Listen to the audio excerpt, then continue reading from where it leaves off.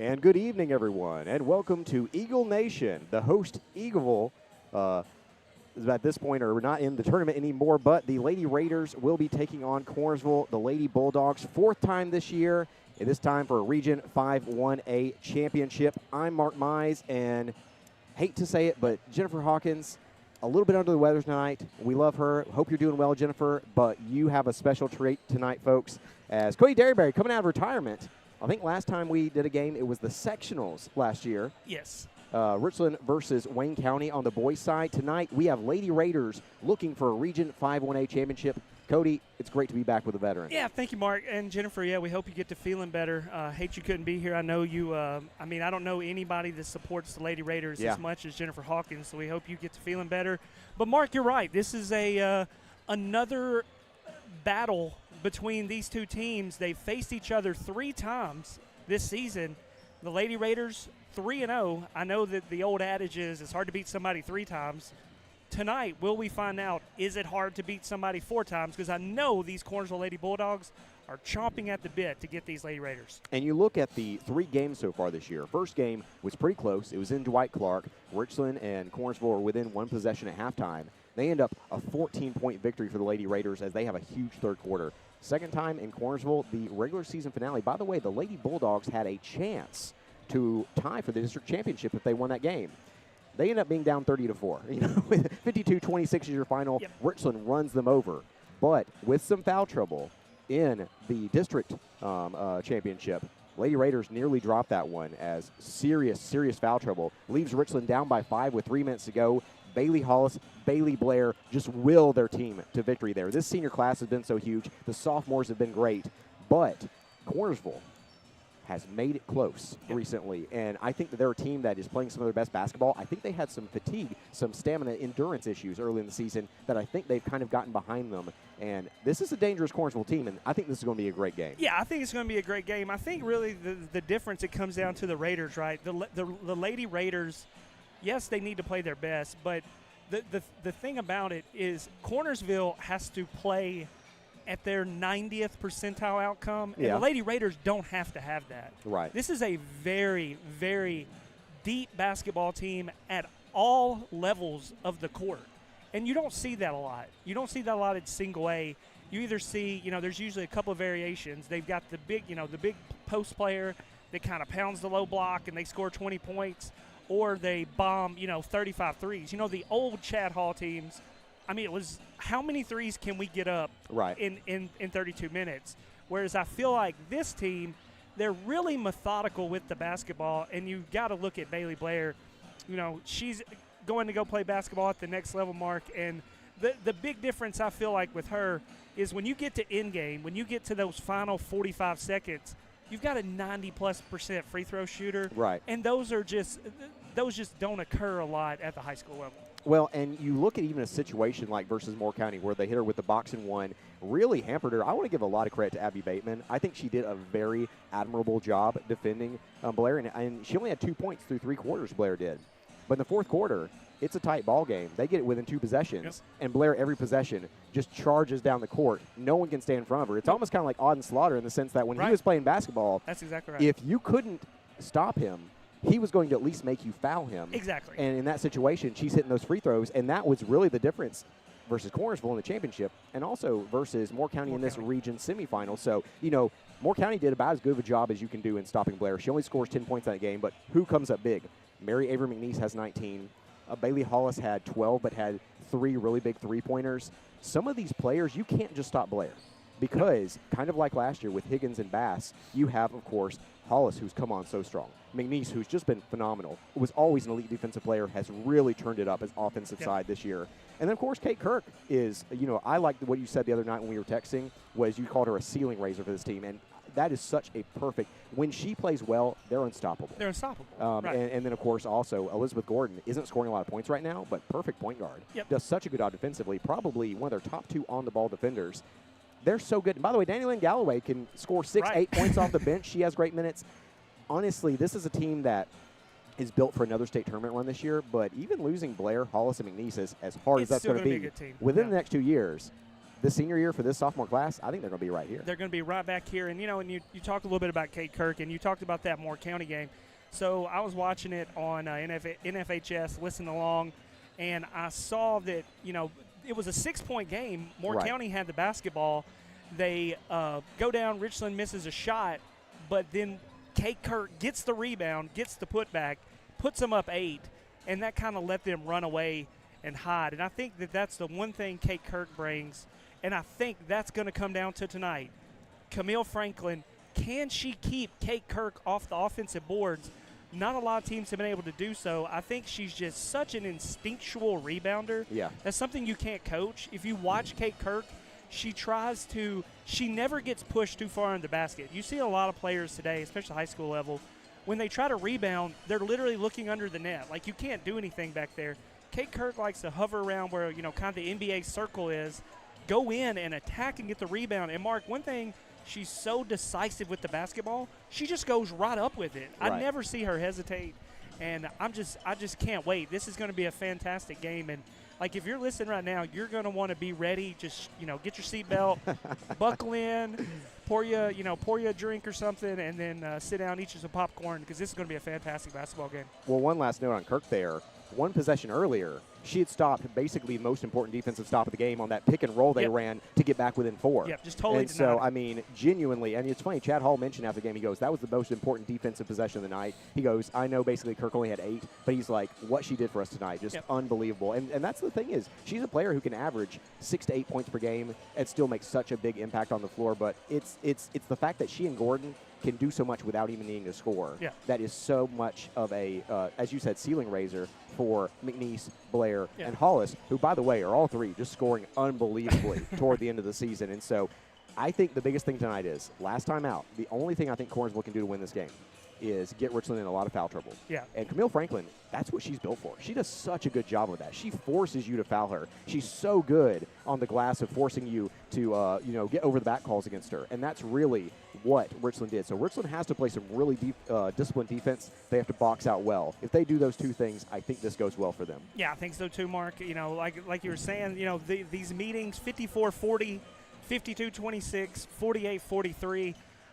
I think we're in for a really good basketball game. I talked to assistant principal Peyton Newton before the game, and I was like, what's the attitude? What's the feeling on the dog side? And, hey, they've got a lot of confidence coming into this ball game. They are ready for the challenge. I don't know if you're familiar with, the Xerxes in the 300, and when they got them pretty close in that third game, they saw a guy could bleed.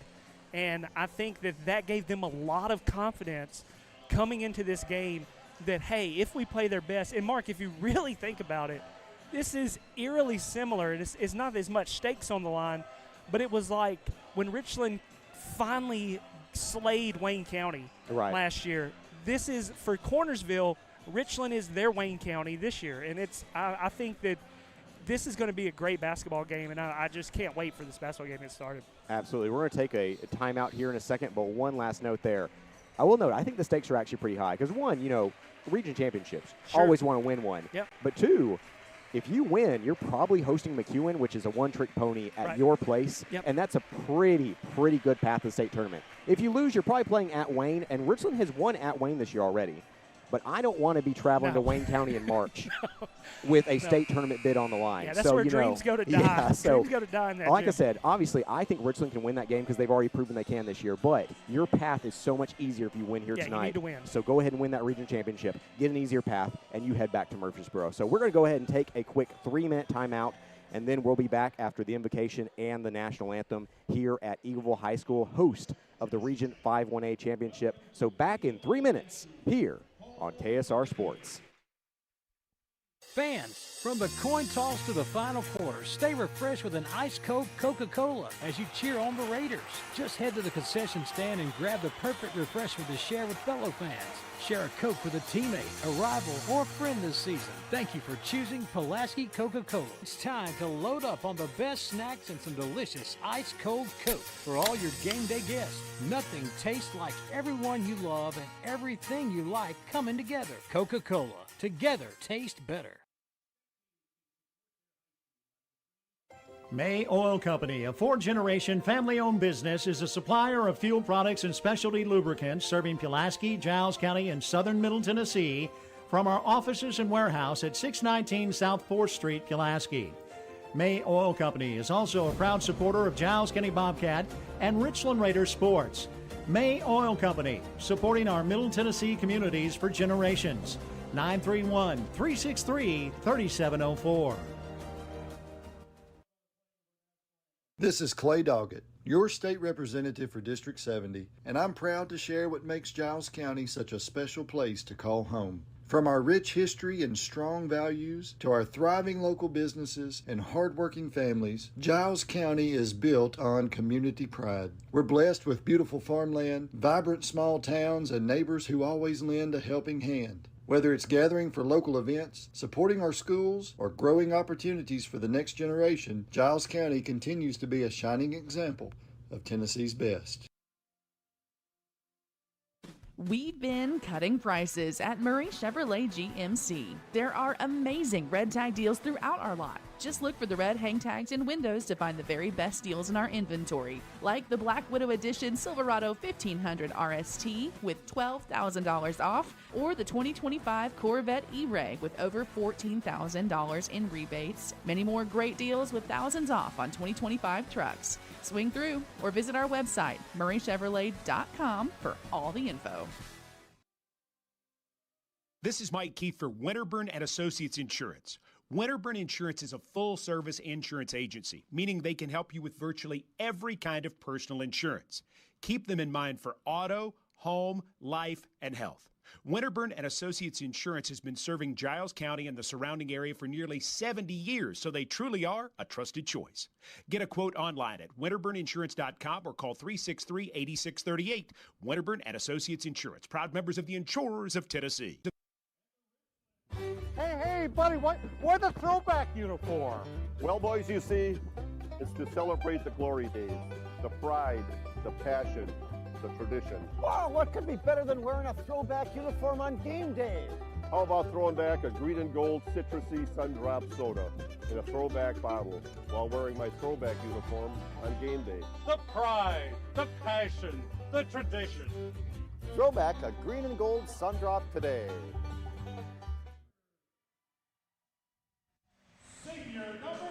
All right, welcome back, Mark. We're getting the starting lineups for you here in just a moment as they announce your starting lineup here tonight. The Lady Raiders on the road in a neutral site game, a Region 5 final. And like you said, Mark, it's not often you get to play for these region championships, so you got to make it count. And I don't know if you made mention of it, you probably did the other night, but, I want to say congratulations, Coach Chad Hall, 500 career victories. The Cadillac, as Wade would refer to it. The Cadillac, 500 wins. I mean, that is just an incredible accomplishment and really shows how he's able to get these Lady Raiders back to, how they were in the mid 80s in the Dwight Clark era. I think both of these squads are kind of right back to that.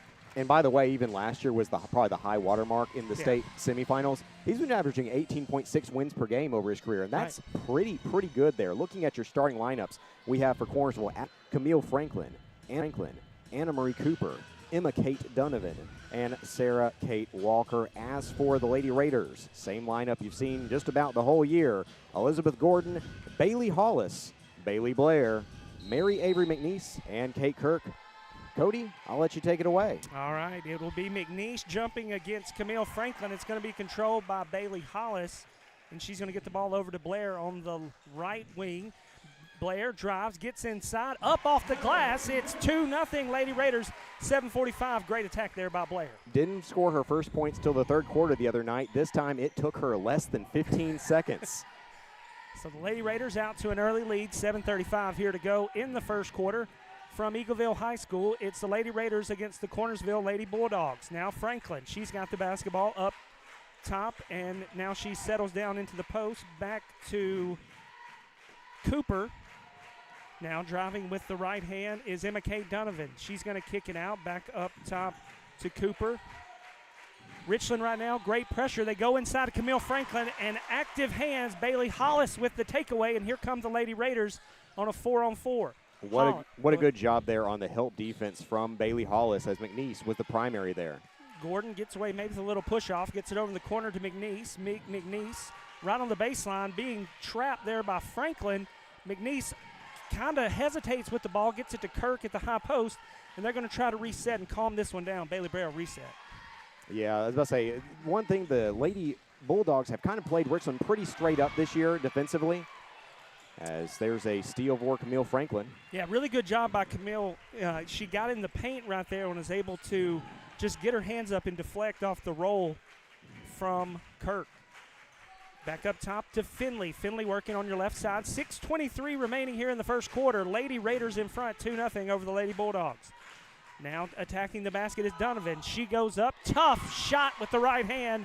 It's up and in.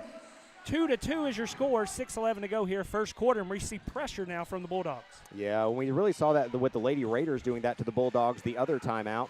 As wow, great one there from McNeese. 2 Hollis as scores. But Richland, a full court press, just a full game long almost whenever they played in the season finale. Haven't seen quite as much here in the postseason. And they get it back inside, and we're going back and forth. There's 2 points for Cooper, 2 points for Donovan.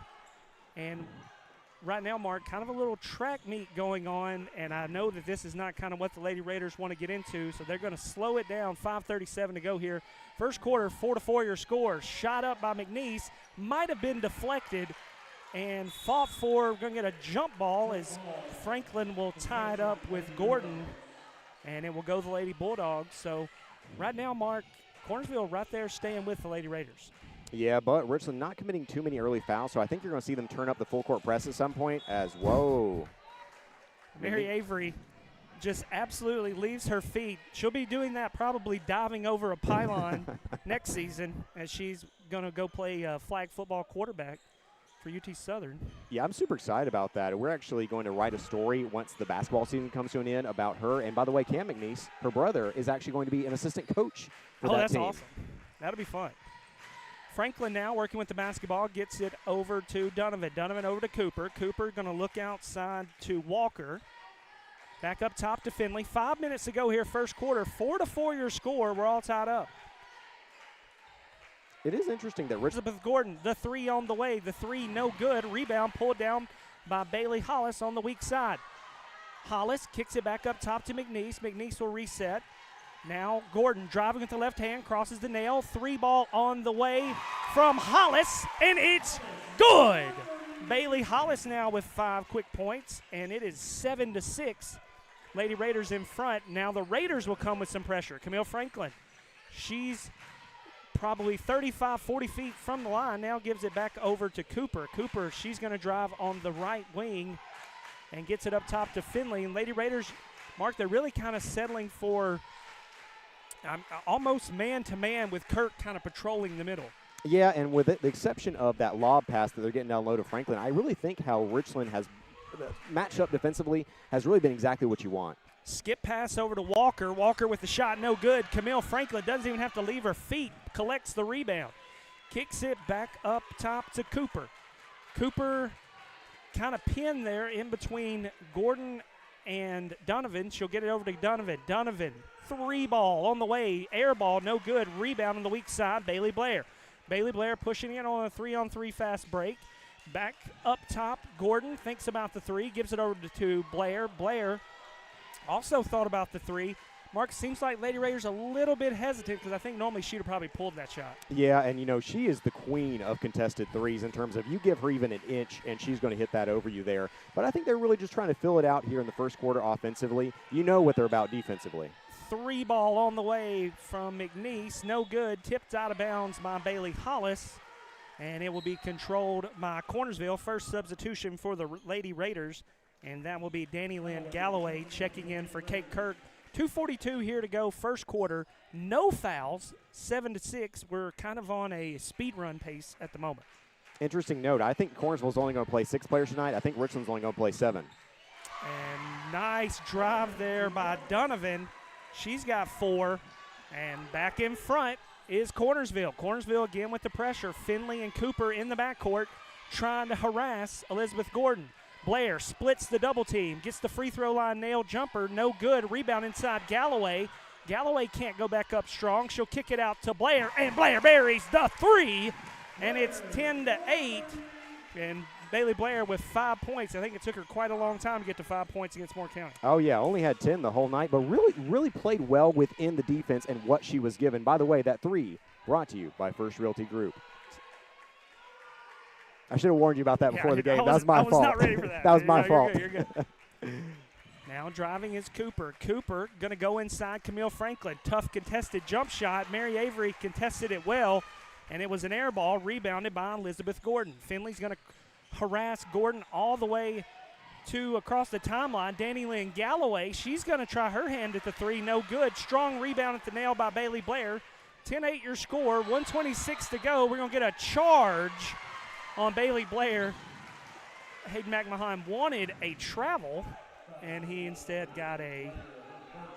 I could see the travel. I don't know about that charge. Charge. Yeah, that was, like I said, a travel. I could have definitely seen that, but I'm a little surprised by that call. But it is the first foul for either team. Richland up 10-8 here with 1:23 remaining in the first.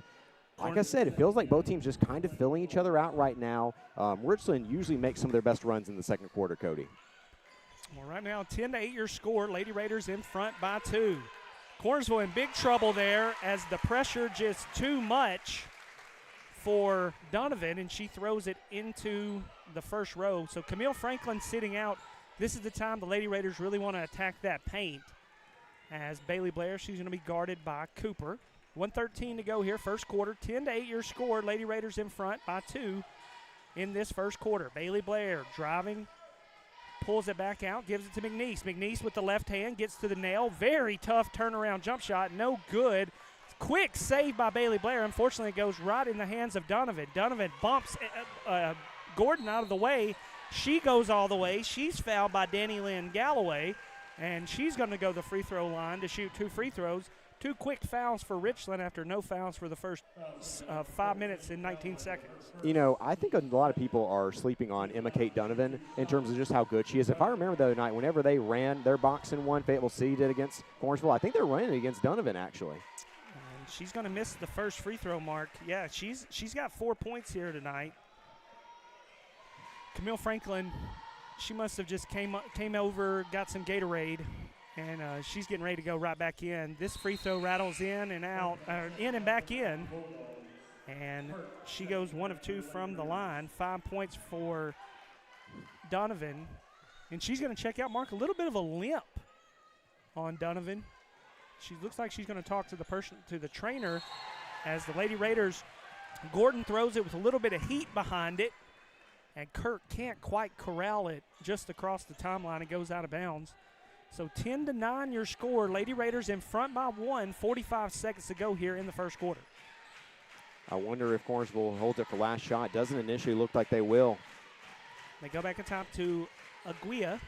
Aguia up top to... She's actually the only sub they ever really run. It's crazy that they only run about 6. But once again, you know, Bratton and Galloway are really the only 2 that Richland runs. Going to be a charge. Yeah, we got a charge there on Cooper. And Cooper commits the charge. 10-9, so Richland now, Mark, in the situation to hold for the last shot. Cornersville with some one-person backcourt pressure as they're going to bring Franklin up, kind of patrolling the middle as Franklin's going to be guarding Gordon. You kind of wonder what are the Lady Raiders going to set up to run here. Probably some kind of pin down and get Bailey Blair open for a 3. There's the pin. Bailey Blair, 3 on the way, just off the front iron. Rebound pulled down by Hollis. She can't quite convert. The full court heave goes begging at the end of 1.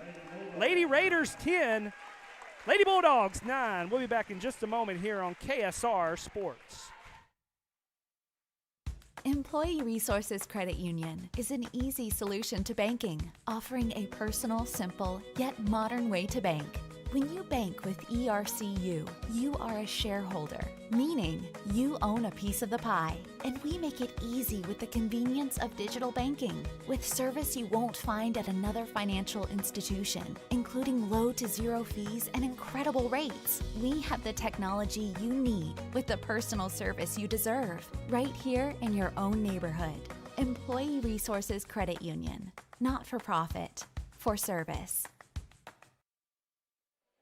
All right, welcome back. 10-9 your score. Thank you to Employee Resource Credit Union. That's my bank, by the way, and great bank at that. Definitely suggest you come check out Employee Resources if you're have some banking needs. One thing I will note, I think WKSR had 14 sponsors to start this basketball season, and I'll just tell you the truth, that's an unbelievable amount of community support. You know, 100%. I don't think a lot of radio stations around here are hitting 14 sponsors for a basketball season.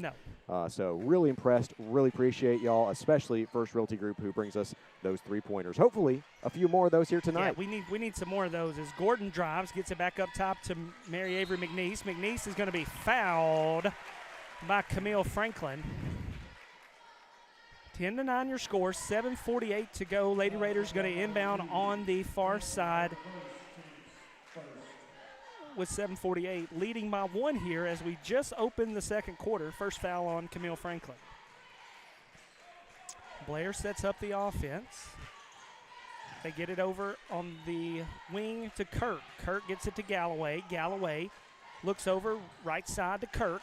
Kirk being guarded by Walker. Now a really good contest there by Cooper. She couldn't quite pull it away. Bailey Blair, a ridiculously contested shot. Probably could have went right to Mary Avery McNeese, who was wide open for a three-pointer as she had kind of drawn the help. But Galloway, great offensive board. She's fouled. 2 free throws now for Galloway. She just plays such key minutes. Usually plays about, I would say, 8 to 14 minutes a game.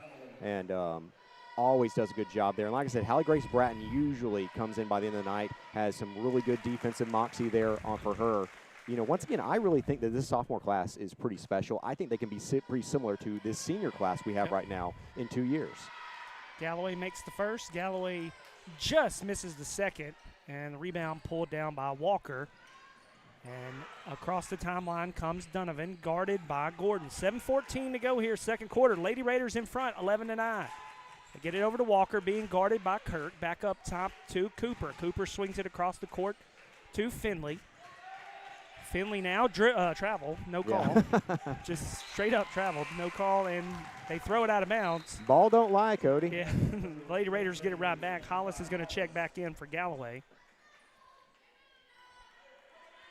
One note is I think the hardest defensive assignment tonight for Lady Raiders is McNeese on Franklin down low. She's getting some help there, but how well she plays tonight in that role I think is going to be so big. Hollis with a great attack with the right hand.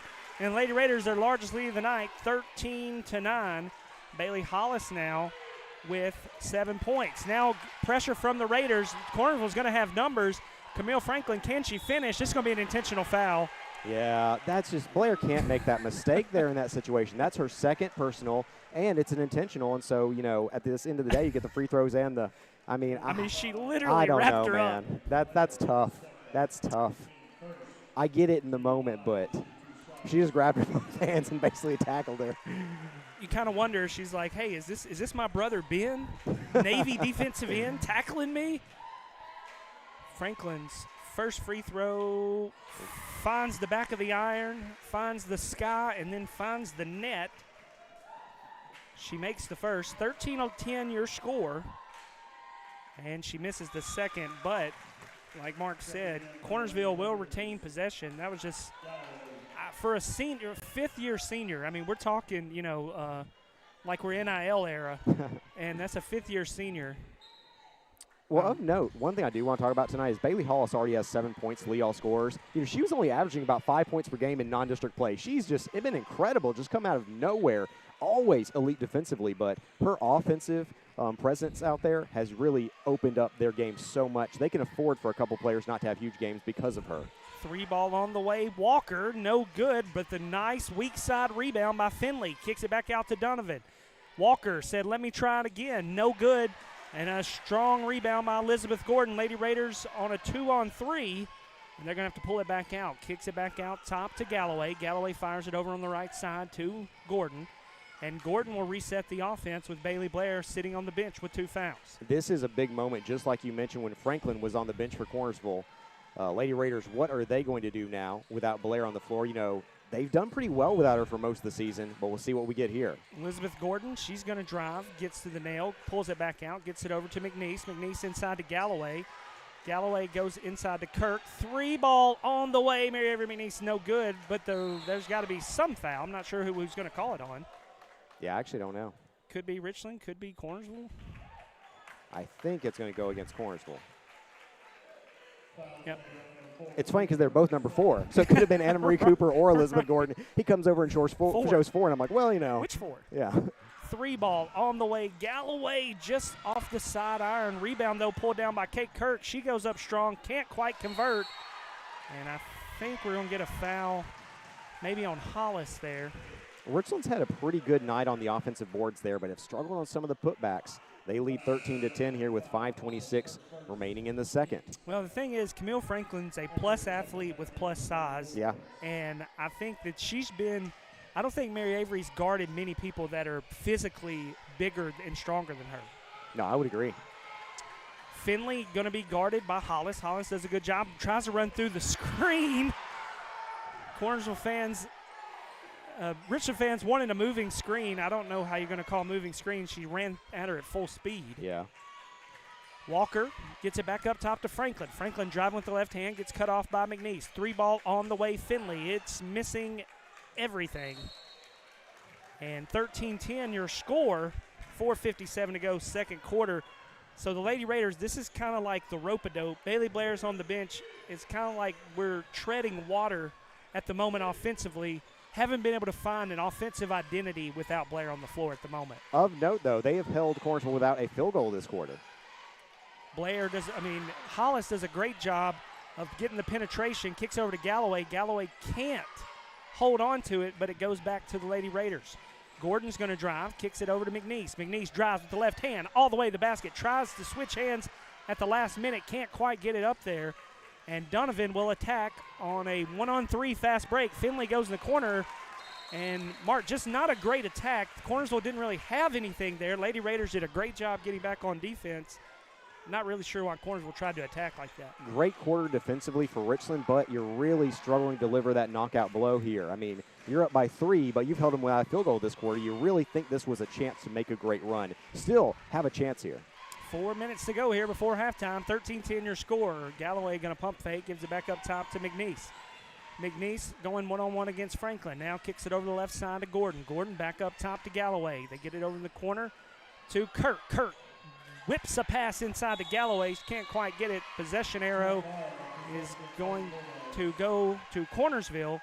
So lots of turnovers, unfortunately, without Bailey Blair on the floor. We're going to get a timeout from Cornersville, a 30-second timeout. We'll take it with them right here on KSR Sports. We meet by accident, a play on words. But when you need us, we're there. Gerald's Auto Body and Gerald's Auto Repair is a trusted friend when you need auto repairs or auto body work.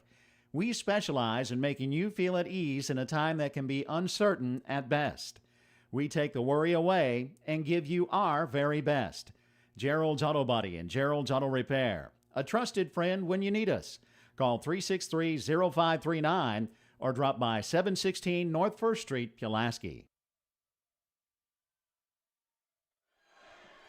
13-10 your score here in this Region 5A championship from Eagleville High School. Cody Derberry alongside Mark Mize tonight as Bailey Hollis just takes it away from Cornersville on a 2-on-1.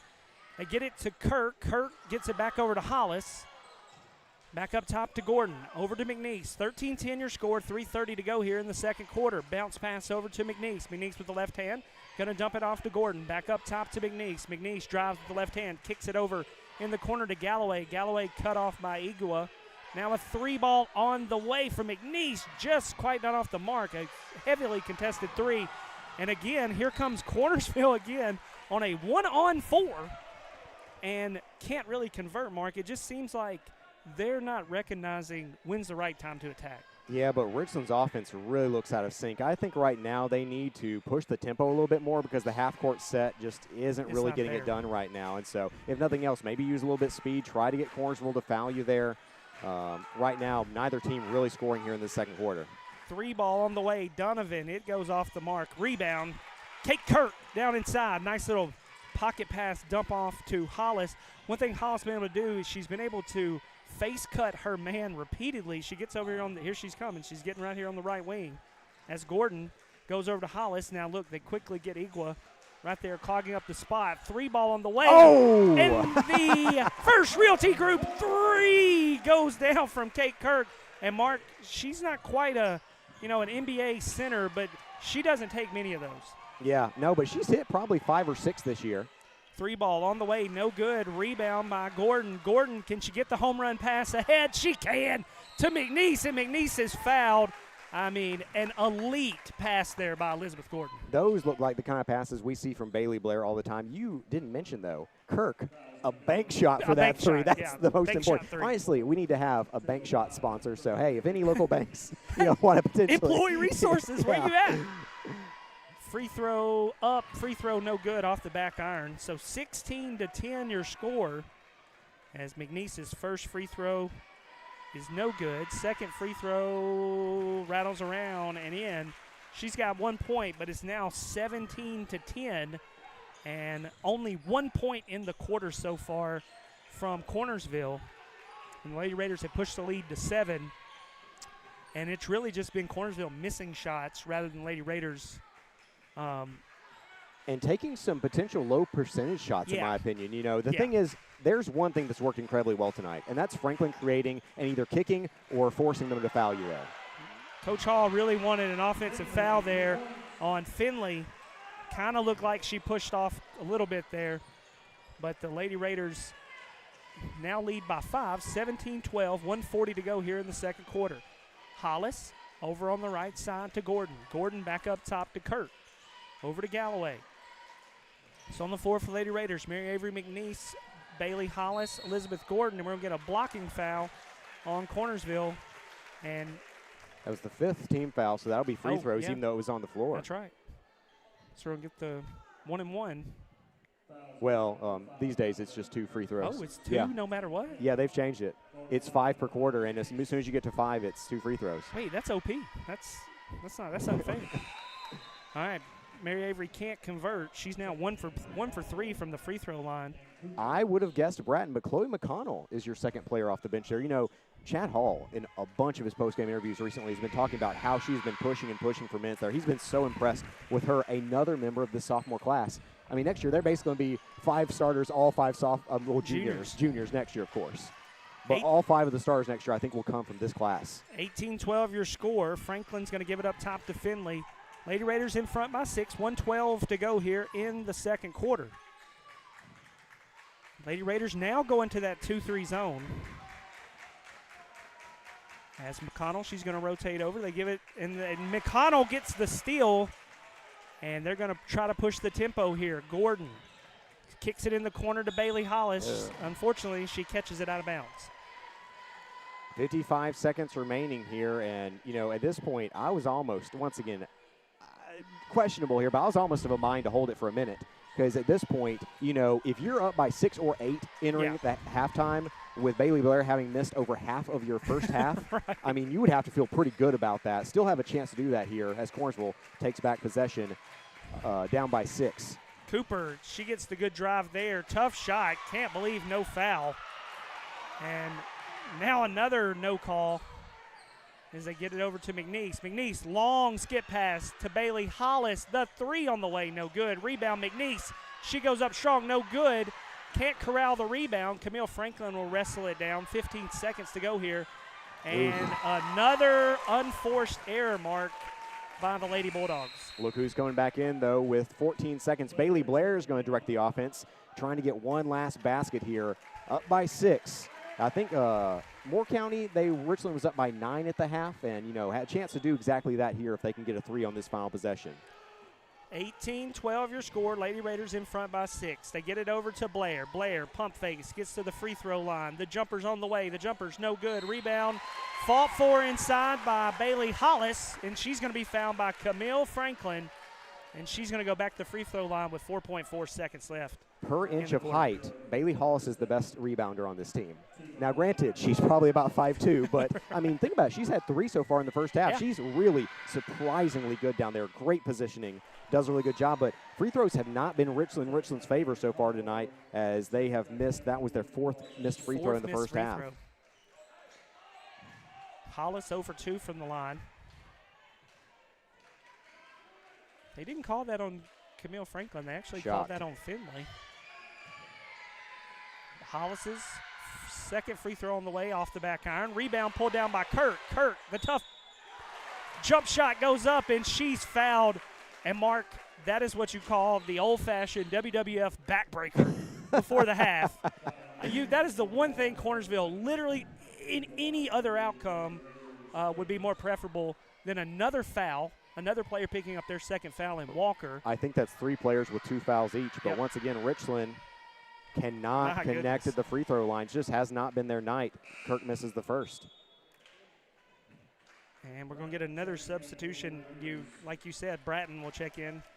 Hallie Bratton will check in. Checking out will be Hollis. A great first half for Hollis. She's your leading scorer with 7 points. Second free throw by Kirk. Nothing but nylon. 2.1 seconds. There's just no time for Cornersville to do anything other than dribble it. And at the end of one half, Lady Raiders in this Region 5A championship lead the Cornersville Lady Bulldogs 19-12. Be back in a minute here on WKSR.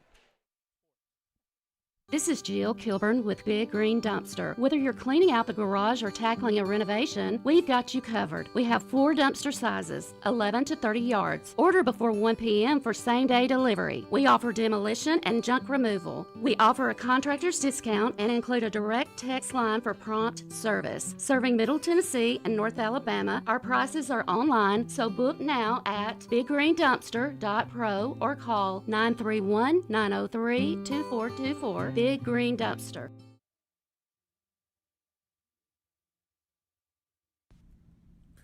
First National Bank is an independent community bank. Being independent allows us to be innovative, to adapt and respond quickly and efficiently to your financial needs. We know the needs of this area. Our interest and our loyalty are to the people who live and work here. They are more than names and faces. They're our friends and our neighbors. Together, we're making communities great. Member FDIC. Attention Giles County residents, looking for your next career opportunity? Look no further than M&M Staffing, your trusted local staffing agency. Owner John Braden Harper and recruiters Cree Holt and Mercedes Houston are all proud members of Giles County who understand our community inside and out. At M&M Staffing, we're your neighbors supporting local schools, athletes, organizations, and causes that matter to you. Visit us on Facebook, step into our office, or apply online at mnmstaffing.net. You can also give us a call at 931-347-4255. M&M Staffing, your bridge to a brighter future in Giles County. Natural gas safety tips brought to you by Pulaski Natural Gas. Call before you dig. Don't hit a buried gas line. Before you dig or move earth in any way, call your local one-call number or utility locator service. They can tell you the location of buried natural gas lines, power lines, and other utilities so you can dig safely. These tips are brought to you by Pulaski Natural Gas, 363-1752, 363-1752. When it comes to your family's health, you can count on Southern Tennessee Regional Health System Pulaski. We're focused on keeping you at your best with annual screenings and preventative care. Having a family doctor helps you stay healthy, so our Southern Tennessee Medical Group makes it easy to find one.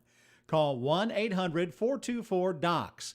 That's 1-800-424-3627, or visit southerntmpulaski.com to find a primary care physician.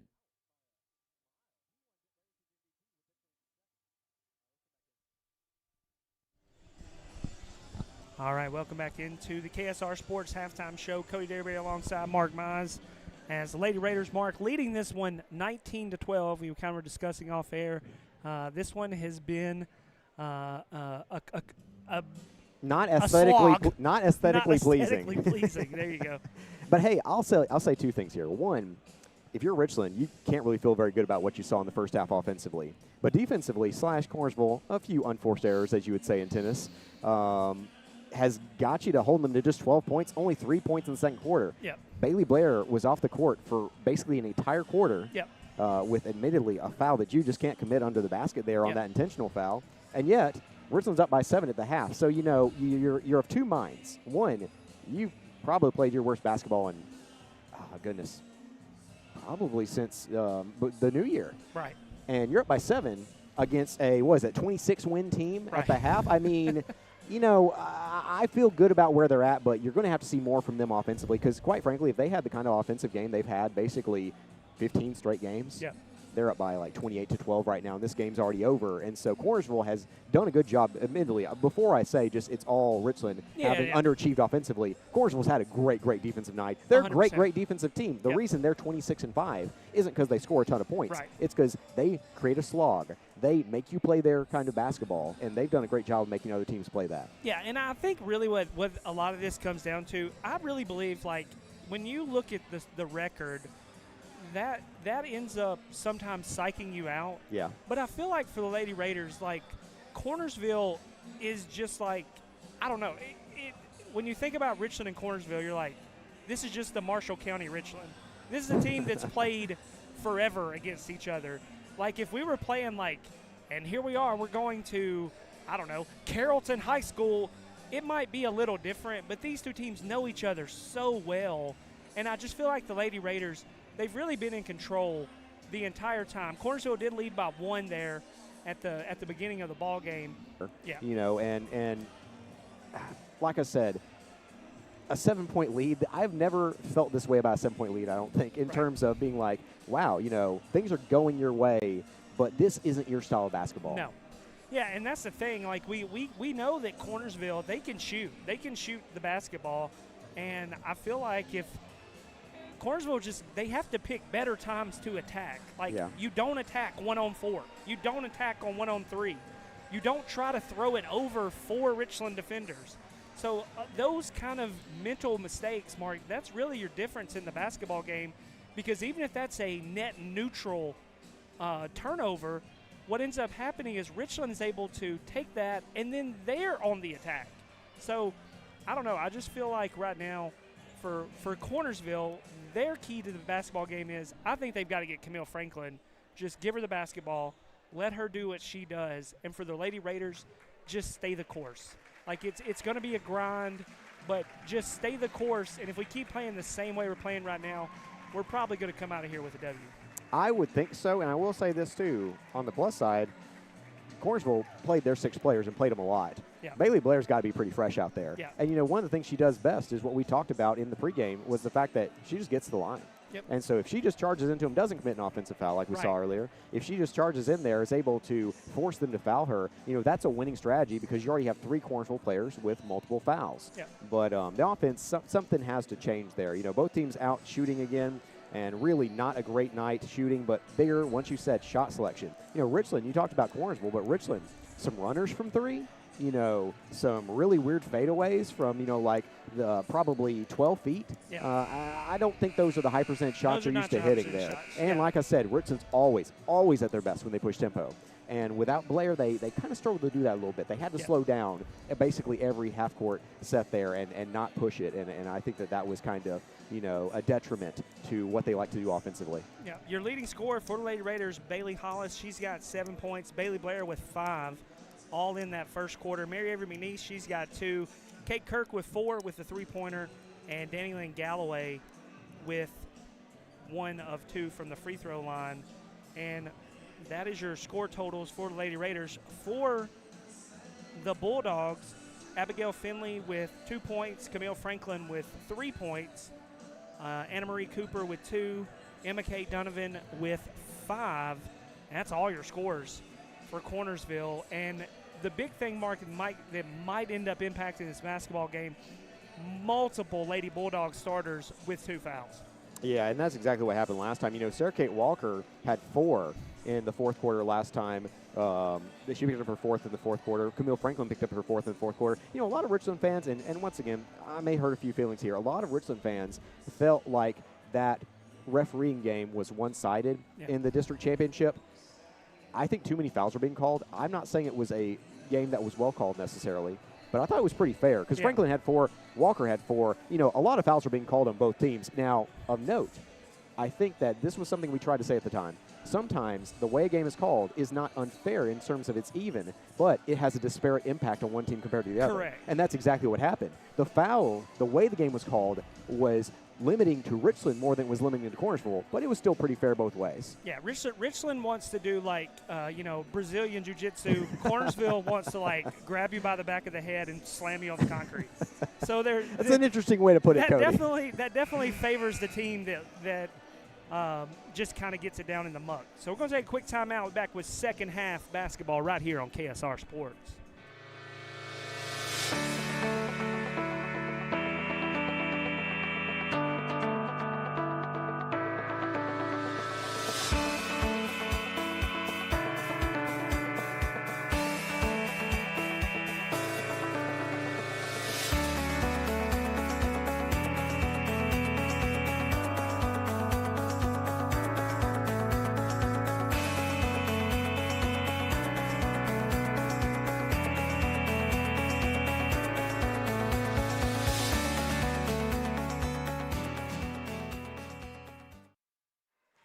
Welcome back. Second half underway as the Lady Raiders will control the basketball. McNeese goes inside, gets it into Kirk. Kirk with the left hand. Unbelievable. And the foul. Unbelievable. What a great play there by Kate Kirk. But honestly, a great entry pass by McNeese set that up. But Kirk was able to finish through Moments contact. like that make me think that when she's a senior, Kate Kirk will average 20 and 10. 100%. I mean, just, so natural there. That's just some of the best posts. But once again, 4 of 11 from the free throw line now for the Lady Raiders after missing that free throw. You can't have that even though you have a 9-point lead. Lady Raiders going to bring pressure. Camille Franklin dribbling with the left hand. Going to kick it over to Cooper. Back up top to Finley, and they'll set against this 2-3 zone from the Lady Raiders. They go in the corner to Finley. Finley back up top to Cooper. 21-12 your score. The palindrome score in force right now. 7:20 to go here in the third quarter with the Lady Raiders leading by 9. They get it into Franklin. Tough left-handed. My goodness, Mark. Left-handed shorty hook shot. And Camille Franklin gets in the scoring column here in the second half. So they get it over to Bailey Hollis on the baseline. Back up top to Gordon. Gordon hands it off to Blair. Back over to McNeese. McNeese, the three, no good. Rebound fought for and controlled. And, Mark, it looks like Finley just couldn't quite corral it. Yeah, Lady Raider basketball underneath the basket there. That's another one of those threes, though, that I just don't feel like is a super, super high percentage shot. It's kind of a quick fire three there with a girl in your face. Yeah. Good call there by the referee as Walker got her hand in the way and Kirk couldn't quite corral the inbound. Lady Raiders inbound again. 21-14, a good old football score. 6:55 to go here in the third quarter. They get it to McNeese in the backcourt. McNeese hands off to Bailey Blair, and she'll reset the offense. Lady Raiders, 2 wings in the corner. McNeese now will motion over to the left. Looks out for her release valve in Gordon. Gordon's going to drive, kicks it back up to Hollis. Hollis now being guarded by Donovan. They go inside. Kate Kirk drives to the basket. Ooh. Another quick, decisive action by Kate Kirk, Mark, and she's got a quick 4 here in the quarter. If you're Cornersville, how are you going to let that be a one-on-one, though? I mean, that's defensive malpractice. Cornersville this time is Donovan. Donovan kind of tucks it under her arm, fights to the basket. You see the boys make that play a lot where they kind of curl the ball. And what a great layup there by Donovan to keep the lead only 7, 23-16 your score. Lady Raiders in front by 7. Something happened at half that has quite improved by quite a bit the offense of both teams at this point. I mean, yeah, we've seen some really good plays, some really good looks there, especially Kirk. I think they're going to keep going to that well as long as they give it to him, and it may soften up some other stuff. Gordon driving with the left hand. She's going to circle it back out and kick it over to McNeese. McNeese thought about the 3, gives it over to Hollis. Hollis back up top to Gordon on the left side. McNeese. McNeese driving with the left hand. She's going to get a blocking foul there on Igua, and she will pick up her. I believe that's her first. It's her first. Yeah, she's the 6th man for the Lady Bulldogs. Once again, they really do not play a 7th. I haven't seen one all year, and this is the 4th time we've seen them. Wow, that's impressive. Driving into the paint, McNeese, very difficult shot. And it goes begging. They go the other way. They try to get it to Franklin. Camille Franklin thought about the 3. She drops the left hand, gets inside. Another little floating lefty hook shot, no good. Rebound pulled down by Bailey Hollis. They go the other way, and Kirk finishes again with the left hand. It is Kate Kirk 6, Cornersville 4. Here, Lady Raiders lead back to 9, 25-16. She's actually your first player in double figures tonight with 10. Finley into the corner to Cooper. Cooper being guarded by Bailey Hollis. She skips it out to the nail. Igua's little free throw line jumper, good. Nice shot. Very good shot there by Faith Igua. She's got her first 2 points of the night as they get it. Bailey Blair. She goes into the corner to Hollis. Hollis back up top to Blair, being guarded by Cooper. Gets right into the paint. Does Blair things. And quick timeout here, full timeout. And we'll stay right here for a moment, Mark, and just kind of reset what's happened. Lady Raiders leading 27-18. It kind of feels like the Lady Raiders, you know how it's almost like they smell blood in the water, and that blood in the water is about 8 feet an angle into the paint, and the Lady Raiders have just worn that spot out in the last 4 minutes. Yeah, just unbelievable how much better they look now. Think about it. They scored 8 points in the first 3 minutes of the third quarter. They only scored 19 in the first 16 minutes of the game. I mean, and really it's been all Kirk. Now, great play there from Blair. And so, Blair looks like she's playing a little more at ease. She looks like she's calmed down a little bit there. Kirk is playing some of her best basketball of the night. The thing is, though, they finally get it figured out offensively, but they're struggling to get a stop. And I will say the defense has been pretty good. You look at that play in which Gordon guards Donovan there. She forced Donovan too far before she took the shot. Like you said, she kind of had to throw it up out of her pocket there. The defense has been pretty good, but Cornersville has figured something out as well. I think they've kind of found their will to just absolutely stay in this game. And it's a 9-point advantage for the Lady Raiders, but like I said, at this point, they need a couple stops in order to really turn this around and make this a game in which they coast to victory rather than claw this one out. Absolutely. Across the timeline comes Donovan, guarded by Gordon. Donovan dumps it off on a pass out to Finley. Finley looking for the screen from Igua. Now comes back up top to Franklin. Nice little pocket pass out to Igua. Igua fires the three. It's a great look. Doesn't go down. But, Mark, you're definitely right. Bailey Hollis was about, no, I'm not exaggerating, 22 to 24 inches of vertical leap there on that rebound. She was way up there. They're going to call her for the foul, though. I thought it was going to be a tie-up. Oh, really? Yeah. I don't know That's if she was wild. even in the play. Yeah, I didn't see it.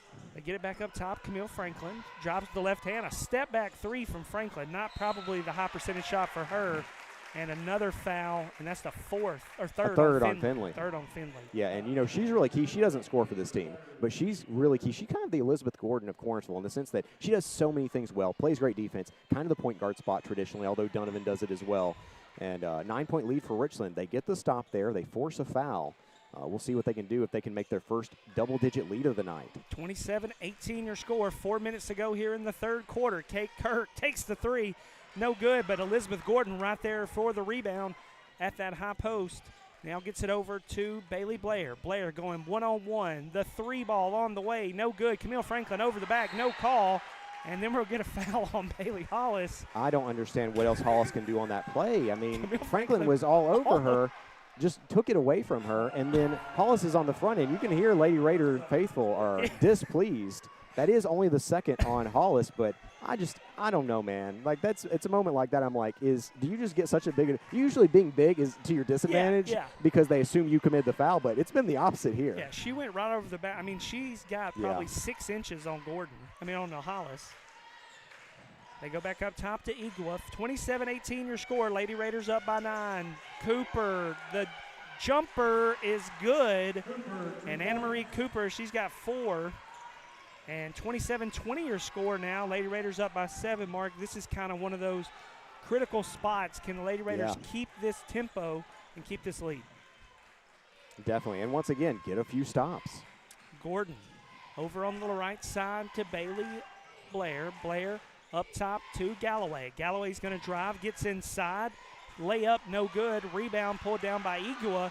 Igua playing big minutes here as that 6th man off the bench for Cornersville. Finley. She's now going to drive. She drives into traffic under with 2 Lady Raiders, splits the middle. And, Mark, you were just denigrating her offense, and she said, take that, Mark Moss. She got me there. She got to the basket on a nice split of the double team. Blair, she's going to drive. Skip pass, nope. Get a blocking foul on Camille Franklin. And, Mark, I think that's her third. I think so. And I think really what's been the difference and why that paint's been open, because Cornersville has those 2 fouls and some with 3 fouls, they're so afraid. Only her second, but is the team fourth. Continue. Yeah, they're so afraid to step up into the paint because they're like, hey, is this a coin flip? Am I going to get called for a blocking foul and pick up my 3rd foul? And they're just kind of letting Lady Raiders run wild into the paint. As Blair gets right back into the paint, she can't find the floater. Rebound pulled down by Donovan. And now Cornersville going the other way, and Gordon's going to foul her 41.5 feet from the basket, with the Lady Raiders leading by 5, 27-22. And I have a headset on, but I want to tip my hat to Cornersville. Yeah. They could have easily rolled over and died when they got down 9. And, boy, they are definitely living up to the reputation of being a 25-win Bulldog. A lot of these Blair shots, though, that I think normally would fall, like that floater there, just not falling here. They get inside. Franklin, tough look, almost converts. And McConnell just hit the deck as she was clobbered. And, Mark, you've talked about it. McConnell's been on the floor maybe a minute and a half in the game so far. She's now got a clutch rebound and a great steal. And forced Franklin to foul her. Franklin to foul her. Forced might be using do some heavy work there, but. That's the 5th on Cornersville. Oh, yeah. So McConnell will go to the free throw line to shoot 2. No one else has been able to hit free throws for the most part. Ken McConnell, who, once again, in meaningful minutes, hadn't really gotten many until late in the season when suddenly, they really, like I said, he said it was in practice what he's seen from her that has really, made a difference here in terms of he's been just so impressed. McConnell's first free throw, no good. Let me look at this. I think they are 4 of 12. And, just brutal. Yeah, that'd be an okay night from 3, but that's an awful night from the free throw line. Second one, also no good. 4 of 13 is not getting it done from the free throw stripe. You're still up by 5, though, with 2 to go. In the third, that is. 27-22 your score. Lady Raiders in front by 5. 1:55 to go here in the third quarter. Cooper going to pull it out, being guarded by Gordon. Keeps her dribble alive. Now she's going to attack on the right side. Gets the screen from Eaglewood. Not a great shot there. It's going to be knocked out of bounds by Cornersville. And, Mark, that was a shot you would take like if the shot clock was running down. Not a great shot there by Cornersville. Blair, she will bring it across the timeline. 1:40 to go here. 5-point lead. McConnell said, I'm not afraid to take a 3 as it goes off the head of Mary Avery McNeese. Nope. They're going to say it went off Cornersville. Yeah, they're going to say Richland ball on that one. I like the look from McConnell. It's a wide open 3 there. It was a wide open 3. Yeah, you got to take those. Yeah, if you're not going to take that, you might as well not be on the floor. Gordon gets the ball, dribbles the left hand, back up top to McConnell. McConnell skips it over to McNeese. McNeese drives baseline, kicks it back out to Gordon, back up top to Blair. 1:25 to go here in the third quarter in this Region 5A championship between the Lady Raiders of Richland and the Cornersville Lady Bulldogs as they go over to McConnell. McConnell back up top to Blair. Over to Kirk. Kirk dribbles, kicks it over to McNeese. The free throw line jumper goes in and out, and the rebound pulled down by Cooper, and Cornersville a chance to cut it to 1 possession.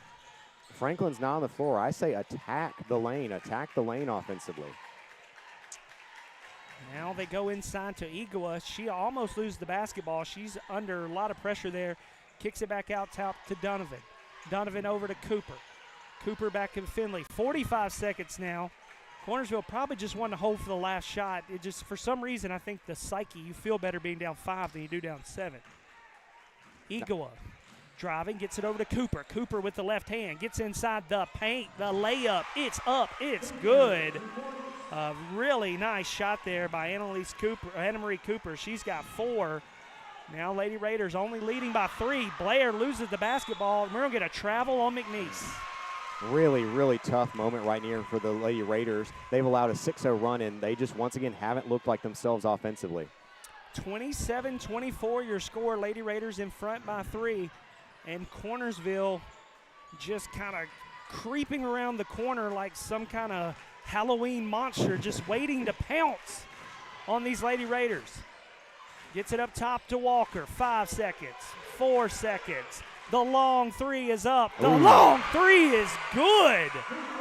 Anna Marie Cooper with 5 straight, and we are tied at 27.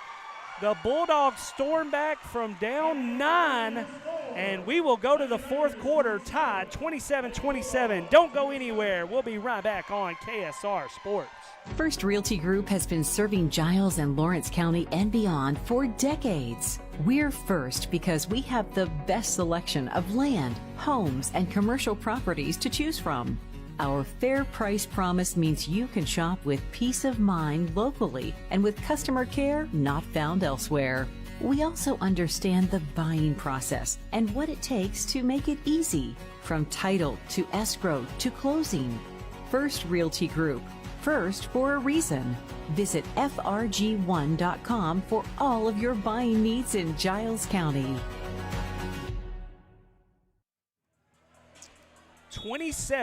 27 is your score. Again, these two teams have met 3 times. The Lady Raiders 3-0. So, if this was a boxing fight, this would be about $100 million purse for Bulldogs Raiders 4. And Mark, it has lived up to the billing tonight, 27-27 with 8 minutes to go in this ball game. It definitely has, but like I said, the last 2 minutes there for Richland, really, really needed to take a step forward, and unfortunately they've allowed a 9-0 run for Cornersville here. Up top, Cooper. Cooper over to Walker. Lady Raiders playing with a little more, it seems like a little more aggression here on defense as this first possession of your fourth quarter. In a tie ball game at 27. They go inside. It's tipped away. Really thought that went off Blair. Yeah, maybe a little bit lucky there on that call. Cornersville fans, I saw a couple of grandpa throws. They were not happy with that. 27-27 your score. 7:30 to go here in the fourth quarter. As McNeese back up top to Hollis. Hollis on the right side to Gordon. Gordon back up top, Kirk. Kirk goes inside. It's going to be tipped out of bounds by Cornersville, but that was not a great entry pass by Kate Kirk. There was really nothing open there. See, and I want Kirk to be on the one on the other end of that pass there. I mean, she's leading all scorers, I think, with 10 points at this point. Once again, Franklin not on the floor. Take advantage. 3 ball on the way. McNeese, no good. It has not been her night from 3. They've only hit 3 threes. First Realty Group 3-pointers so far tonight. 27-27, Cornersville, the chance to take the lead for the first time in a long time. 6:59 to go here in the fourth quarter. Walker kicks it over on the right side to Donovan. Donovan being guarded by Elizabeth Gordon. Skips it over to Egawa on the left side. Egawa going to kick it back out to the wing to Cooper. Cooper being guarded by Bailey Hollis. Cooper gets to the basket, cut off by Hollis. Back up top, Finley. Finley on the left side to Egawa. Egawa gets a nice pocket pass inside to Cooper. Cooper was just too far in the basket, and Walker with the rebound. Now we're going to get a jump ball. Possession arrow, Lady Raiders, and that was a government-level bailout there for the Lady Raiders, Mark. They really need to score on this possession. Yeah, and like I said, at this point, the three-point shots aren't working. So, at this point, I think you're going to try to take advantage of the post here. They go inside. Hollis, she's going to be fouled. She's going to go to the free throw line and shoot 2, as Donovan just couldn't quite keep up with the cutter. As Hollis, Mark, and you talked about it, you said, Bailey Hollis, she's not much of a scorer. She has probably been the one that's attacked the most tonight. Well, she wasn't until district play. Right. I was about to say, in district play, just unbelievable the difference. She's literally over-doubled her scoring output, and finally they hit another free throw. I think they had missed 5 straight, or 4 straight. Egawa has played great minutes as the 6th man for Cornersville. She's going to check out, and Camille Franklin will get back in this basketball game. Kind of wonder if she'll leave the floor again. Hollis' second free throw. And you can't have a streak if you don't make 2 in a row, and she does. And Lady Raiders up 29-27 as the Bulldogs, you can see them, they're starting to believe that they can win this basketball game, Mark, and I don't think they thought that even 6 minutes ago. I don't know about that. I was about to say, at this point, after what they were able to do in the district championship, now granted, after what happened in the regular season finale, I probably agree with you there, but this Cornersville team's gutsy, and once again, 3 of their 5 losses are to Richland, but they only have 5 losses all year. Walker back up top to Cooper. 5:45 to go here in the fourth quarter. 29-27. Lady Raiders just in front by a deuce. Finley being guarded by Blair. Finley about 35 feet from the basketball. Hands it off to Donovan. Donovan being guarded by Gordon. I don't know what that was. Some trying to draw a foul, I guess. Finley was Cooper is now Blair pushing it the other way. The tough shot. They're going to give her no call there. Great job by Hollis. I know that Cornersville's going to have the possession arrow here, but Hollis there at least gets your possession arrow back facing your way. That's true. And so really, really good play there. She just reached in there, grabbed that ball with both hands, and wouldn't let go until they called the tie-up. Good thing Bailey Hollis was wearing a high ponytail there because her head would have bounced off the floor, and that would have been not good. 5:10 to go here in the fourth quarter. 29-27. Lady Raiders in front by 2. Cornersville crosses the timeline with Donovan. Donovan with the left hand kicks it up top. Finley, she said, I'm going to take the 3. Air ball off the backboard. Rebound fought for by Cornersville, and a nice timeout by Hayden McMahon. And we will take a quick timeout with them, Mark. 29-27, the region final. Don't go anywhere. 4:55 to go right here on KSR Sports. Fans, from the coin toss to the final quarter, stay refreshed with an ice-cold Coca-Cola as you cheer on the Raiders. Just head to the concession stand and grab the perfect refreshment to share with fellow fans. Share a Coke with a teammate, a rival, or a friend this season. Thank you for choosing Pulaski Coca-Cola. It's time to load up on the best snacks and some delicious ice-cold Coke for all your game day guests. Nothing tastes like everyone you love and everything you like coming together. Coca-Cola. Together, taste better. 29-27 is your score, Mark. 4:55 to go here in the fourth quarter. And if the Lady Raiders want to host a sub-state game, they've got to find a way to hold on to this lead here in the fourth quarter. Well, it didn't matter last year as they went to the sub-state sectional, as they call it now, on the road and beat Wayne County. But once again, it's a whole lot easier at home, and I think that they know that here tonight, and I think Cornersville knows it as well. Both these teams want that coveted home game in the sectional, and right now it's going to come down to the wire. Cornersville inbounding under their own basket. 29-27 your score. They get it inside and immediately turned over by Franklin. And here come the Lady Raiders. Bailey Blair pushing the pace. She's on the right wing. She wants to clear it out and go one-on-one against Cooper. Blair skips it over to the left side to Bailey Hollis. Hollis back up top to Kirk. Kirk on the right side over to Blair. Blair back up top to McNeese, being guarded by Franklin. Now Finley's going to step up and guard Gordon. They kick it over on the right side. 3 ball on the way. Yes! Mary Avery McNeese, yes, ma'am! And the First Realty Group three-pointer goes down, and the Lady Raiders push it to 5. And a foul in the backcourt is going to go on Elizabeth Gordon. At this point, I don't think anyone for Richland is in too much foul trouble. I think they have 4 different girls with 2. But, you know, in the fourth quarter, you can obviously live with that. But Richland back to a 5-point lead. Most important defensive possession of the night here, I believe. Huge three-pointer there by Mary Avery McNeese. 32-27. Lady Raiders up by 5. Over on the left side to Finley. Finley being guarded by Bailey Hollis. Now skips it over. Finley's going to take the three-pointer. It's short.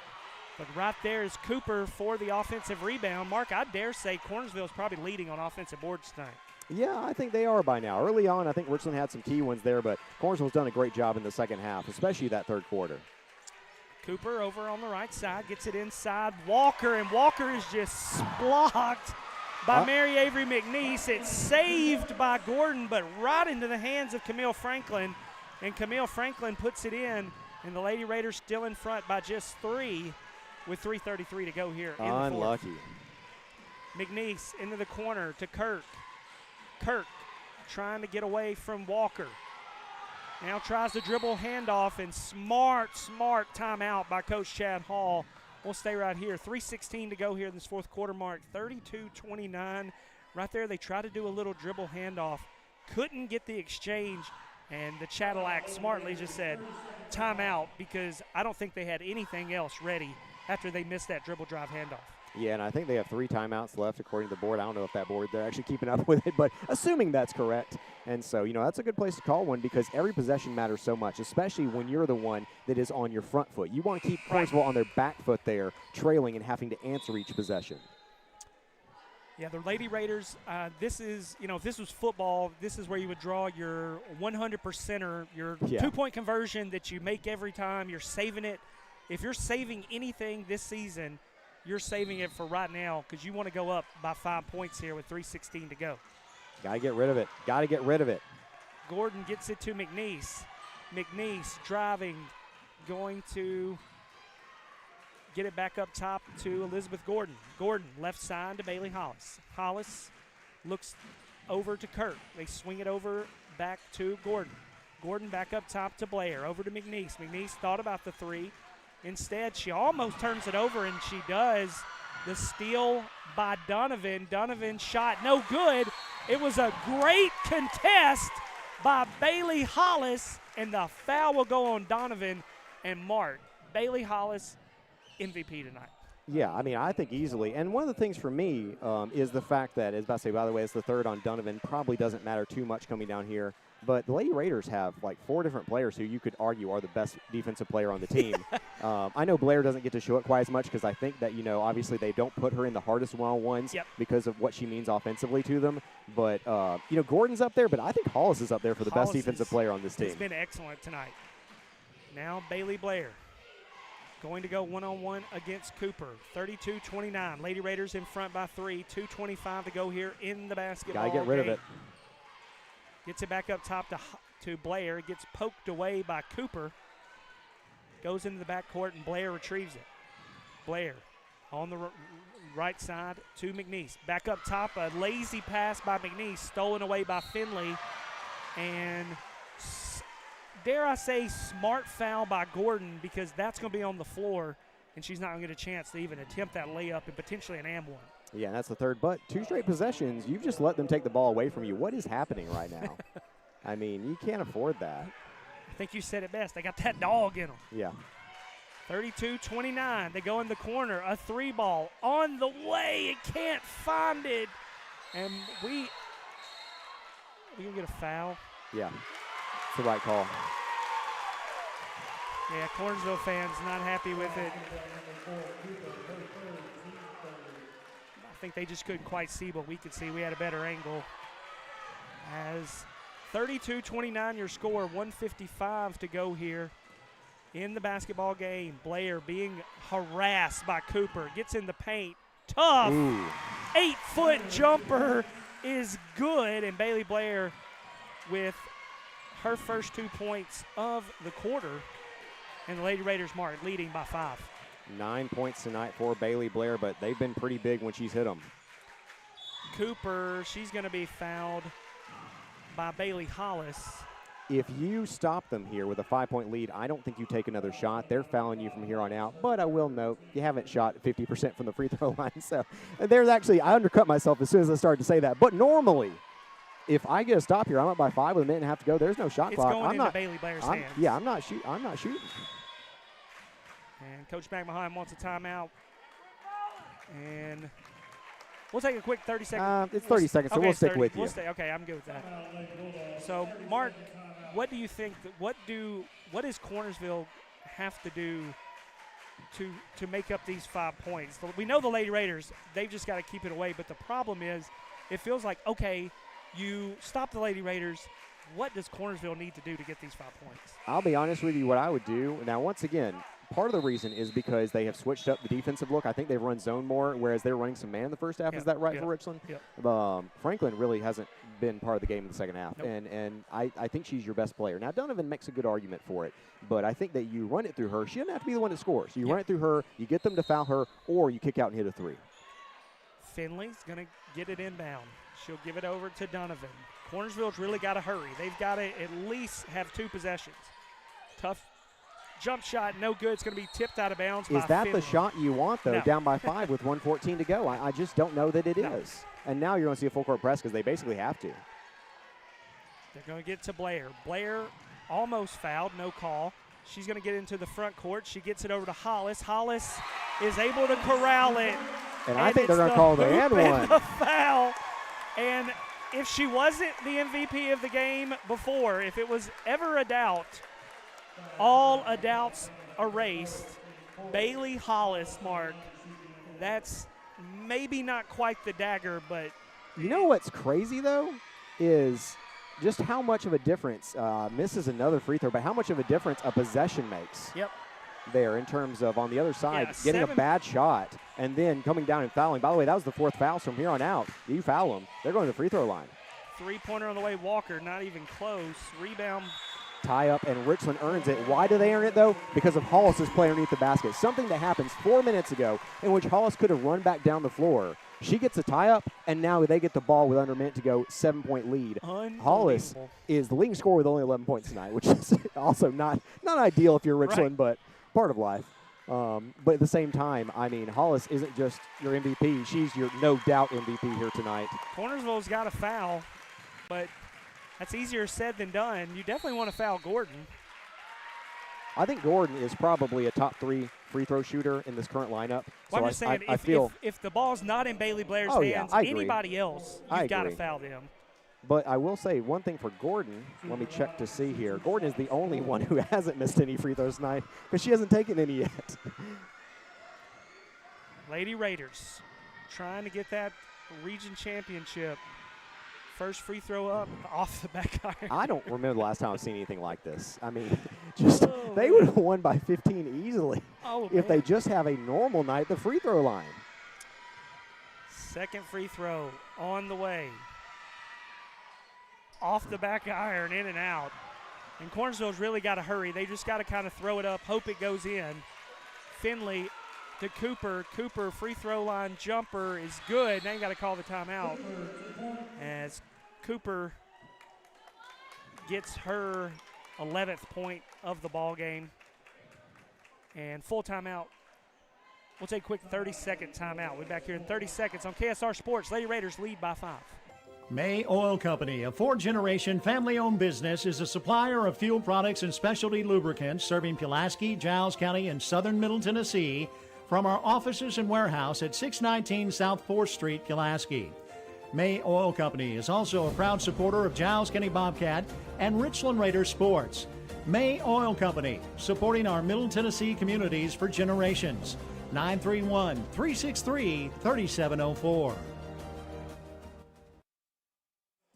I just looked it up, Cody, as Richland's up 36-31 with 26 seconds remaining here in the 4th quarter of this Region 5A championship. Richland 6 of 17 from the free throw line. I mean, just unbelievable. This is so uncharacteristic for them. They usually shoot 70 to 75%, and they're shooting 36%. Yeah, that's roughly, yeah. Yeah. That's really bad. Luckily, Richland has the basketball up by 5 here with 26 seconds to go. If they can just hit a couple free throws in the next 26 seconds, they probably win this one, but suddenly you're starting to worry, and, of course, you are going to see the full-court press here.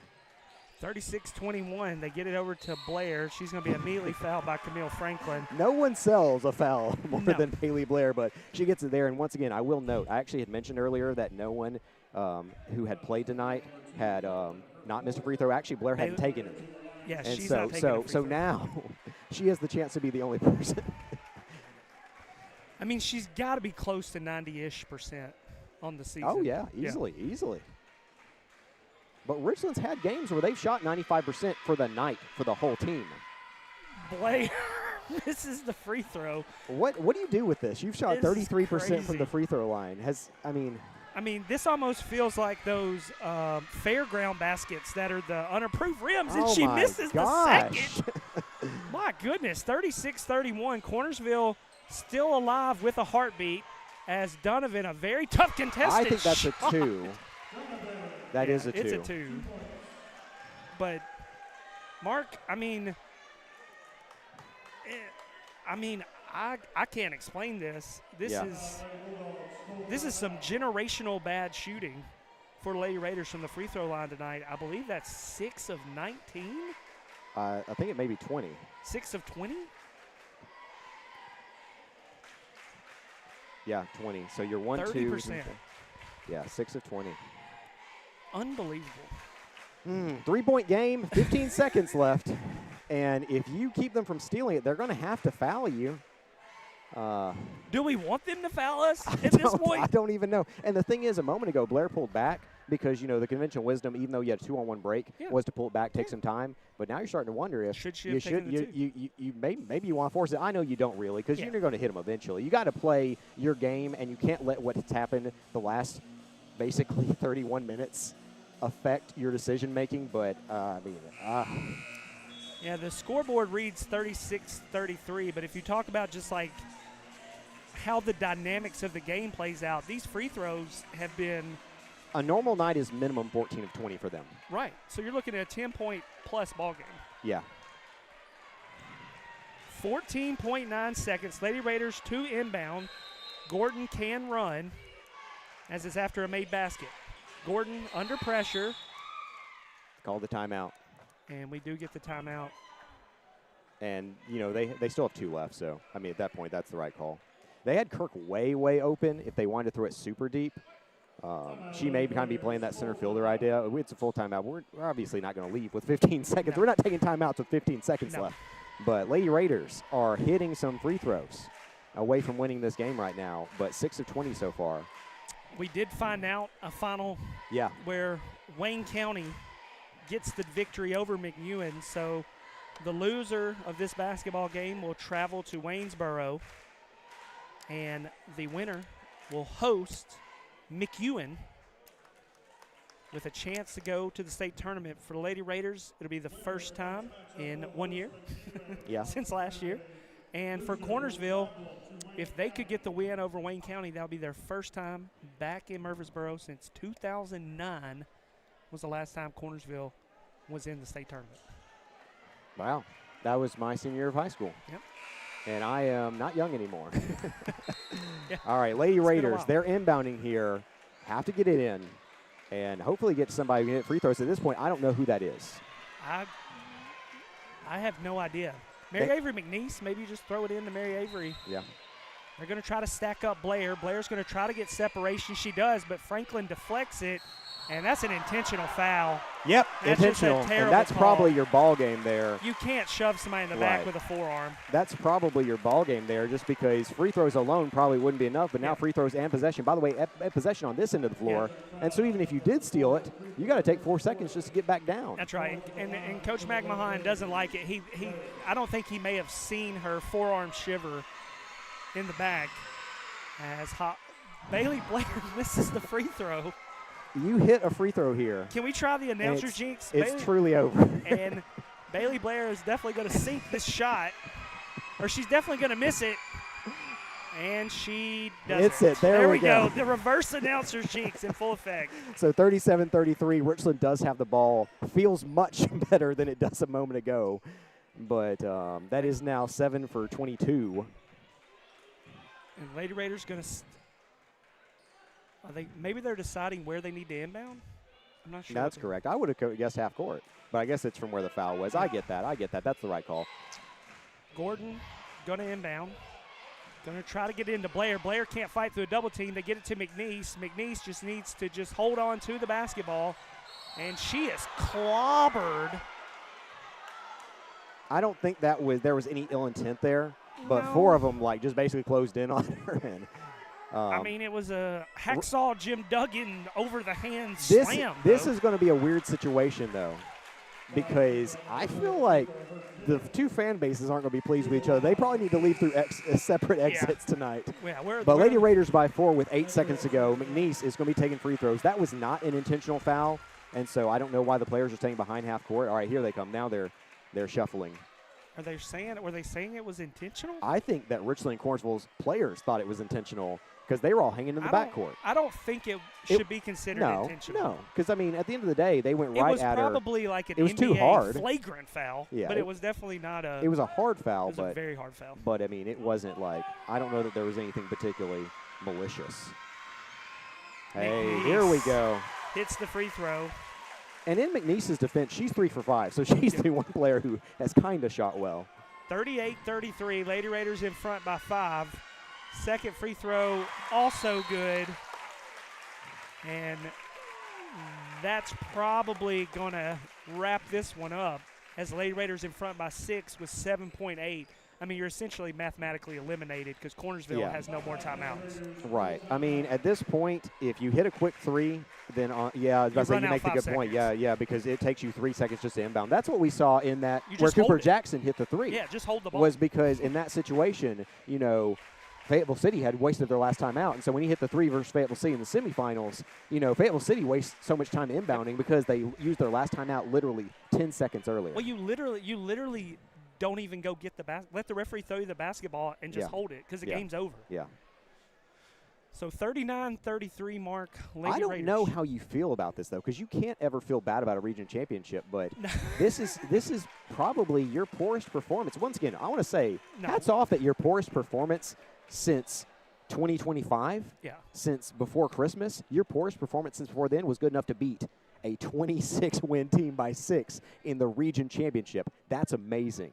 That speaks to how good Richland is. But, I mean, I know for y'all listening at home, you may feel like we're being a little critical here, but at the same time, like, the free throw shooting, some of the shot selection. Offensively, this wasn't their night. Defensively, it was. Absolutely. Holding Cornersville to 33, I think is good.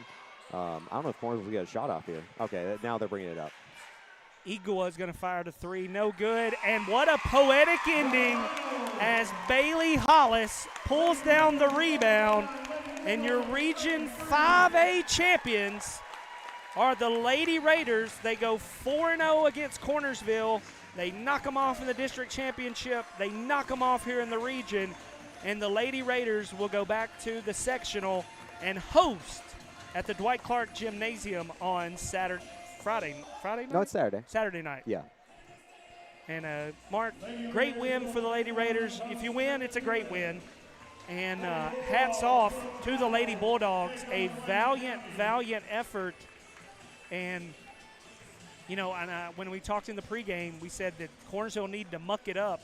Well, I don't know if they put some juju on the free throws, but that's really been the difference in the basketball game. And the reason the Lady Raiders win this game by 6 instead of about 16.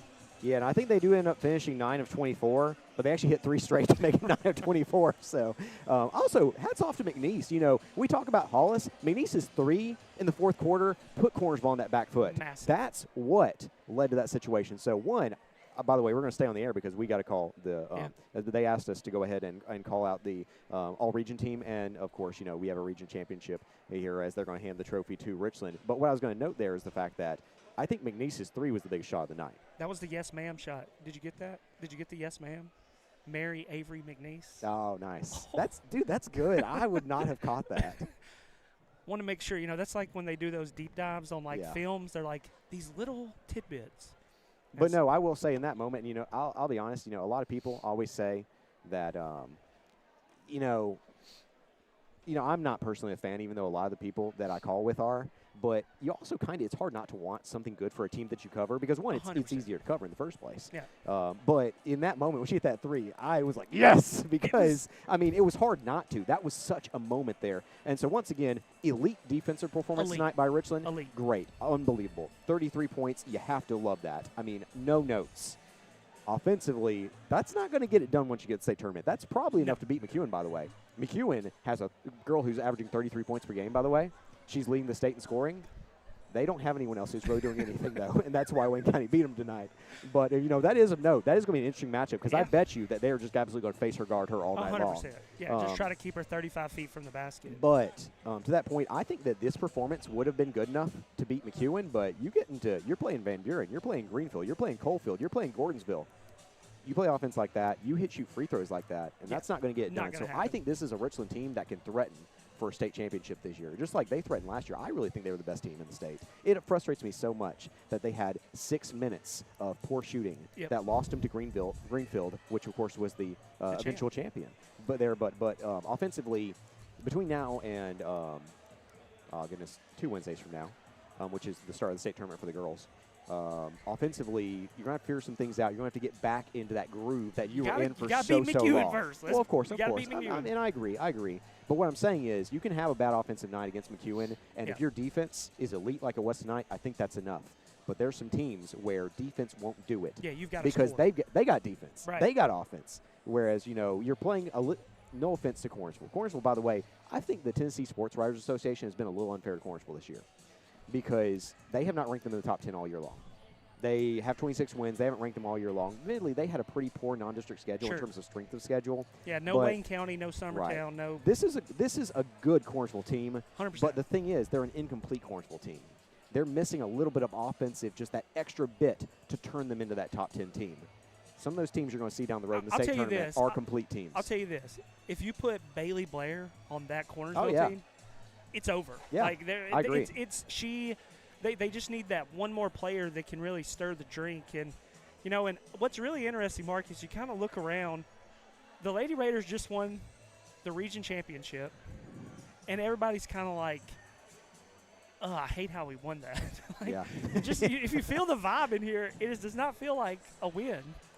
But, a good win nonetheless. Like I said, any win's a great win. Any win over a rival is a great win. It looks like they're going to take a little time before they hand out those awards, so let's go ahead and take about a 2-minute timeout. Lady Raiders win it 39-33. They are your Region 5A champs. They will host a sectional on Saturday.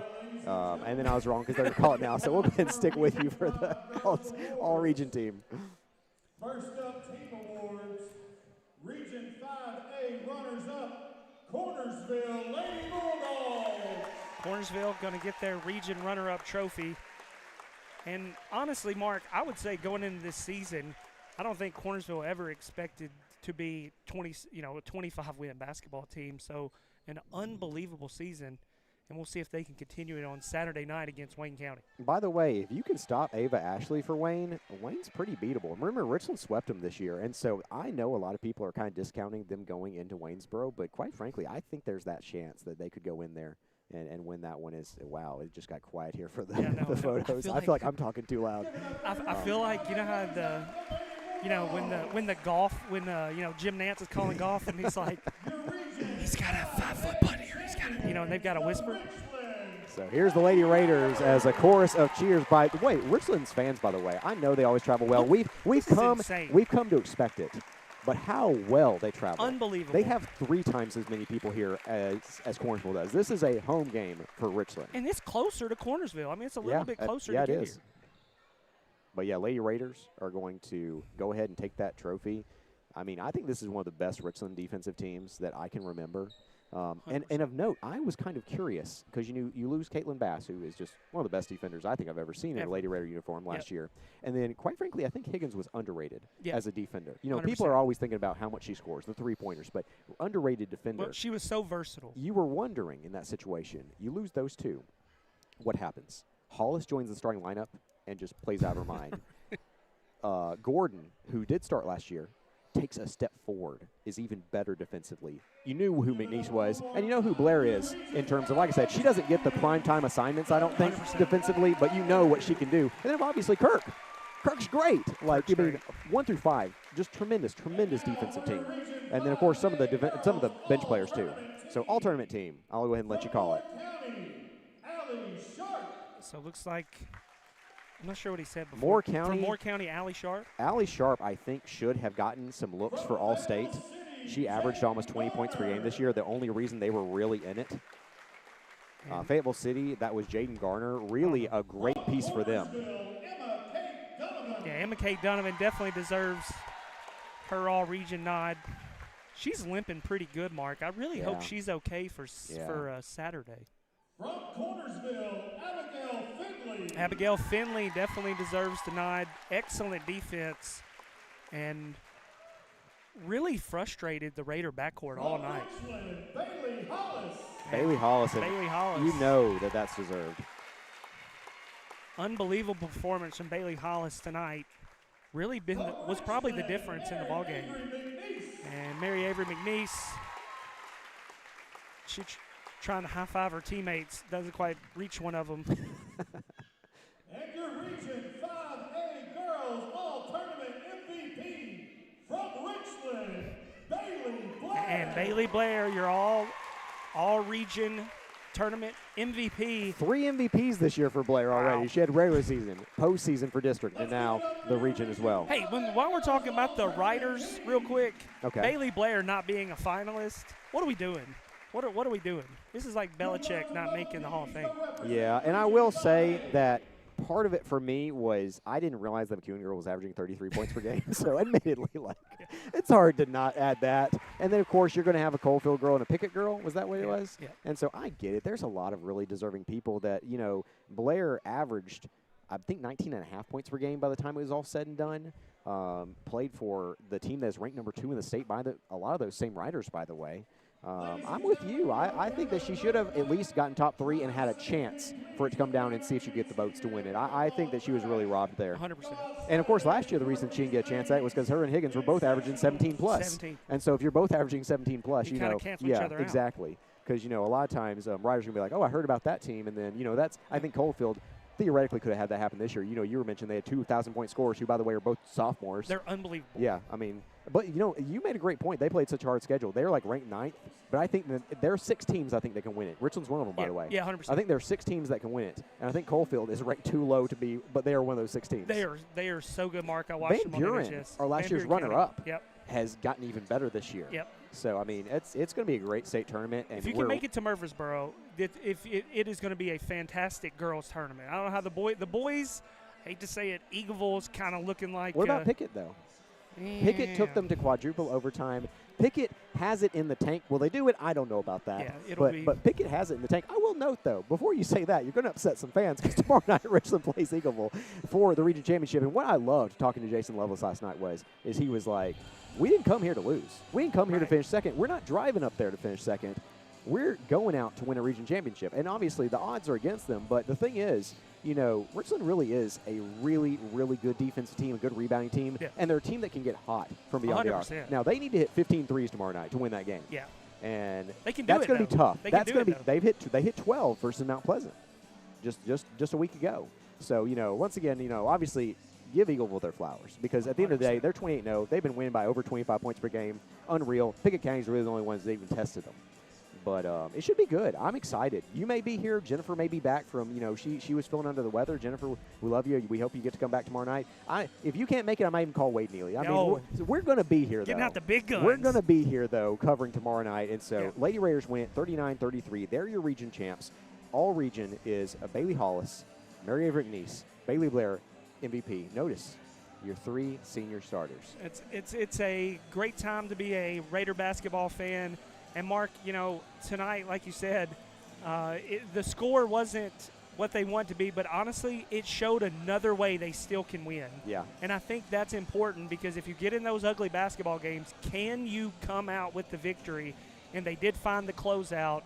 And Bailey Hollis, in my opinion, I know we don't have an MVP award, but my goodness, she absolutely played out of her mind tonight. She had multiple steals, blocks, offensive rebounds, defensive rebounds, and ones. I mean, she was playing out of her mind tonight. Let's say, though, 9 of 24 from the free throw line. Let's make that 17 of 24 on Saturday night. Yeah, exactly. That might help it. But, Cody, it was so great to have you again. Dude, I don't know. We talked about it in the pregame, but I don't think I mentioned this. My first ever game broadcasting anything was a basketball postseason game with you in 2011. Yep. So 15 years ago, you and I were calling the postseason. I appreciate it. Learning from guys like you and Wade are part of the reason that I'm at least decent here today and people are willing to listen to me. And so I appreciate it, man. It was great to have you back. Thank you for that. You're too kind, Mark. You're the voice of the Raiders, and I think everybody just enjoys listening to you. And I just appreciate, the honor of being able to come back. And it's nice that I'm not leaving in tears because I like watching Chad Hall win against Wayne County last year. Like I was, if you go back and listen to the audio, I don't know if the audio's still out there, but I'm like, for the first time, I'm like literally crying because Chad Hall is just like, it was like he had slayed a dragon. Yeah. And we're going to get you out of here. 39-33 is your final. We'll see you Saturday night for the girls, but tomorrow night it'll be a Donnybrook in here. Eagleville trying to defend home court 28-0, if I'm not mistaken. And the Raiders trying to slay the beast that is Eagleville. No one's been able to do it this year. Tune in tomorrow night. Find out if the Raiders can do it.